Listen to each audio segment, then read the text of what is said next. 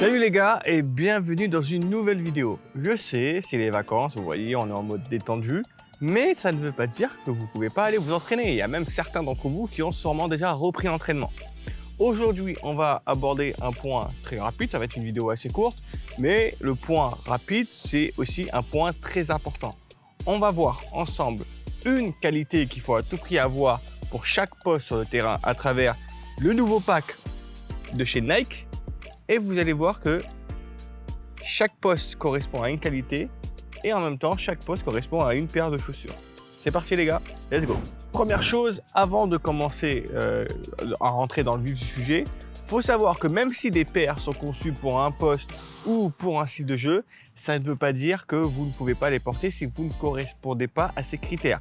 Par exemple, si vous êtes quelqu'un de très rapide et de très dribbleur, vous n'êtes pas obligé de porter la Mercurial. Vous pouvez très bien partir sur une Tiempo même si elle n'est pas faite pour vous. Ça sera en fonction de comment vous vous sentez à l'aise. Mais c'est plus judicieux de partir sur une paire qui a été conçue pour votre type de jeu. Ça, je le conçois. On va d'abord commencer par les défenseurs et les milieux de terrain pour la paire Tiempo, la toute nouvelle Tiempo. Donc pour moi, la qualité principale qu'il faut avoir lorsque vous êtes milieu de terrain ou défenseur, c'est d'être rigoureux. Il faut avoir une rigueur hors norme. Il faut que sur le terrain, ce soit vous le plus rigoureux. Qu'est-ce que j'entends par rigoureux? Ça veut dire que vous n'osez aucune fantaisie. Vous restez concentré, vous faites des choses simples et vous faites des choses efficaces. La chose la plus simple à faire, vous la faites à 100% de votre concentration. Une passe à votre partenaire qui est démarqué sans aucune pression, vous la faites comme si vous devez la faire à 100%, comme s'il y avait Ferguson qui vous regardait. Il faut être rigoureux, que ce soit techniquement, comme je suis en train de le dire, mais que ce soit aussi moralement. Il n'y a pas un moment où vous vous relâchez, il n'y a pas un moment où vous vous dites « Ok, c'est bon, c'est plié, on peut jouer tranquille ». Non, non, vous êtes à fond du début à la fin parce que en tant que défenseur et en tant que milieu de terrain, la bourde, elle est limite interdite. Si vous remarquez bien, les milieux de terrain, on les juge au nombre de passes tentées et réussies et la plupart sont quasiment à 100%, 95%. À partir du moment où vous allez descendre en dessous de ces 95%, on va commencer à penser que vous faites un mauvais match. Pareil pour les défenseurs.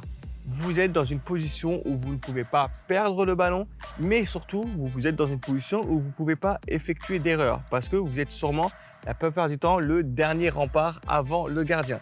Et si vous faites une bourde, l'adversaire en face se retrouvera sûrement seul face au gardien et il pourra marquer.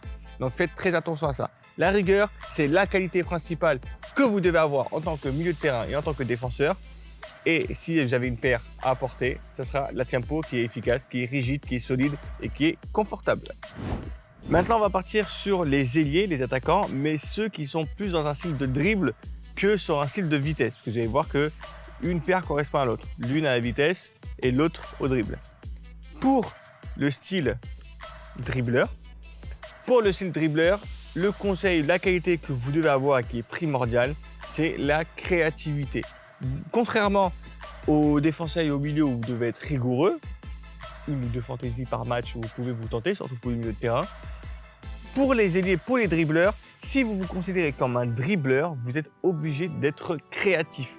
Vous ne pouvez pas tenter quelque chose qui est prévisible. Vous ne pouvez pas tenter quelque chose que le défenseur pourra lire facilement. Il faut que vous soyez le plus imprévisible possible et pour pouvoir être le plus imprévisible possible, essayez d'être le plus créatif. Essayez tout le temps des nouvelles choses, des nouveaux gestes, une nouvelle façon de dribbler. Si vous avez tenté un geste au début de première mi-temps, tentez-en un autre juste après. Mais essayez d'être vraiment le plus diversifié possible et du coup, essayez d'être le plus créatif dans la palette de gestes techniques que vous pouvez proposer durant un match. Et on va finir toujours sur le rôle d'ailier ou d'attaquant, mais cette fois-ci plus axé sur la vitesse. La qualité principale à avoir lorsque vous vous considérez comme étant un joueur de vitesse ou si vous voulez devenir un joueur de vitesse, c'est le changement de rythme. J'en ai déjà parlé dans plusieurs vidéos, on va refaire un point dessus, mais c'est la chose la plus cruciale que vous devez avoir. Que ce soit dans vos dribbles, que ce soit dans votre déplacement ou que ce soit dans votre replacement, il faut qu'il y ait à tout prix un changement de rythme pour pouvoir faire perdre le défenseur.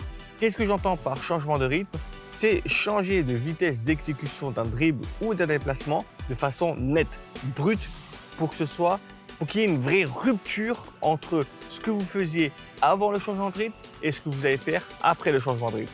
Par exemple, sur un déplacement, Si vous voulez faire un appel de balle au premier poteau, il faut que vous partiez d'abord à une vitesse vers un sens opposé, donc deuxième poteau en reculant, et que au moment où vous voulez changer de rythme, c'est tac, c'est vous partez à fond vers le premier poteau. Il faut qu'il y ait vraiment une notion d'augmentation de vitesse la plus rapide possible. Il faut qu'en fait que le défenseur soit perdu. Il faut qu'il vous suive à une certaine allure pendant un moment et que d'un coup, vous ne soyez plus là parce que du coup, vous avez décidé de changer votre rythme et d'accélérer pour pouvoir récupérer le ballon.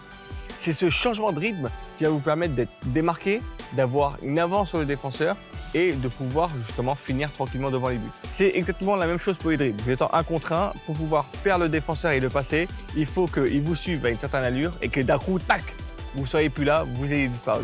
J'espère que la vidéo vous aura plu. J'espère que les conseils vous ont plu. Si vous avez d'autres qualités à nous proposer et à faire dans d'autres vidéos, n'hésitez pas à nous les proposer dans les commentaires. Pour avoir accès à ces nouvelles paires de chaussures, vous avez un lien dans la description. Nous, on se retrouve la prochaine fois pour une prochaine vidéo. Ciao!